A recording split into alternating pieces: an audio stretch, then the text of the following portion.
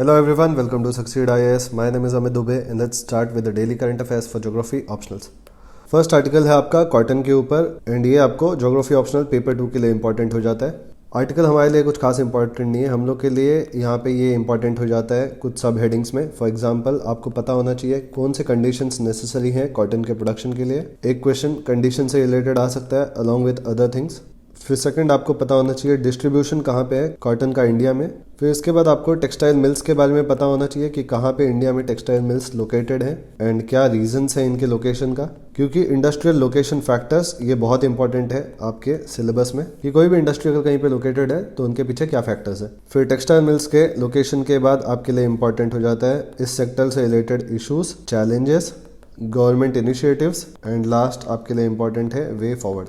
तो ये इतने सब हेडिंग्स में आपको इस टॉपिक को प्रिपेयर करना है। इसके बाद कुछ भी क्वेश्चन आए कॉटन से रिलेटेड, ये जितना मैंने यहाँ से मेंशन किया है इससे बाहर से नहीं आएगा। पहले कंडीशंस देख लेते हैं। सी कॉटन जो है वो आपका सब ट्रॉपिकल क्रॉप है, तो इसके लिए जो टेम्परेचर चाहिए होता है वो अराउंड 21 to 30 डिग्री सेल्सियस चाहिए होता है एंड रेनफॉल अराउंड आपका 15 to 100 सेंटीमीटर्स होना चाहिए। एंड इंपॉर्टेंट चीज कॉटन के लिए है कि फ्रॉस्ट फ्री कंडीशंस होने चाहिए, क्योंकि फ्रॉस्ट की वजह से कॉटन क्रॉप्स डिस्ट्रॉय हो जाते हैं। एंड सॉइल जो है वो आपका well drained black cotton soil होना चाहिए and well drained black cotton soil आपके डेक्कन प्लेटू में ये वाले रीजन में मिलता है। कंडीशंस के बाद डिस्ट्रीब्यूशन देख लेते हैं। यहाँ पे आप देख सकते हैं कौन से स्टेट्स में कॉटन प्रोडक्शन होता है एंड यहाँ पे आप देख सकते हैं कौन सा स्टेट लार्जेस्ट प्रोड्यूसर है।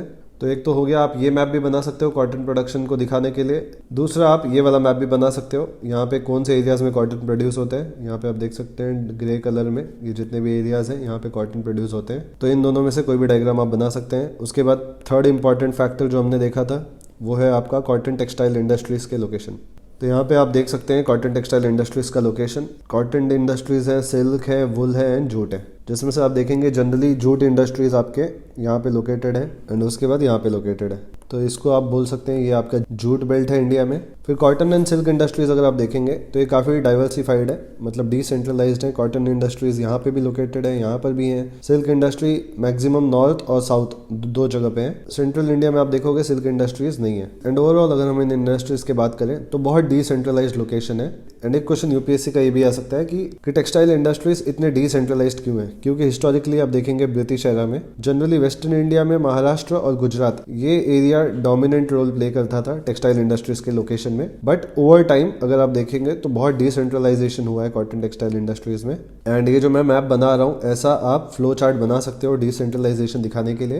एंड इसके बहुत सारे रीजंस हैं। फॉर एग्जांपल आपके गवर्नमेंट पॉलिसी हो गए, डी एग्लोमरेशन इफेक्ट हो गया, अवेलेबिलिटी ऑफ स्किल्ड लेबर्स हो गए, availability of capital, transportation facilities भी अब इंडिया में काफ़ी अच्छे से डेवलप हो चुके हैं। तो ऐसे जो फैक्टर्स हैं इनके वजह से decentralisation of textile industries possible हो पाया है। ये सारी चीज़ें आपको मेंशन करना है, ये वाला डायग्राम आप बना सकते हैं। इसके बाद आपको इस इंडस्ट्री से related issues, challenges and way forward पता होना चाहिए। गवर्नमेंट स्कीम्स पता होना चाहिए। फॉर एग्जाम्पल टेक्सटाइल इंडस्ट्री के लिए अभी बहुत ही एक इंपॉर्टेंट स्कीम है PLI scheme, that is production linked incentive scheme. इसको आपको जरूर मेंशन करना है। गवर्नमेंट काफ़ी इंसेंटिवाइज कर रही है टेक्सटाइल इंडस्ट्रीज को कि जितना ज़्यादा वो प्रोड्यूस करेंगे उतना उनको इंसेंटिव मिलेगा। तो इस आर्टिकल से रिलेटेड जितने भी चीज़ें मैंने बताई हैं इन सबको अपने नोट्स में आप ऐड कर लो।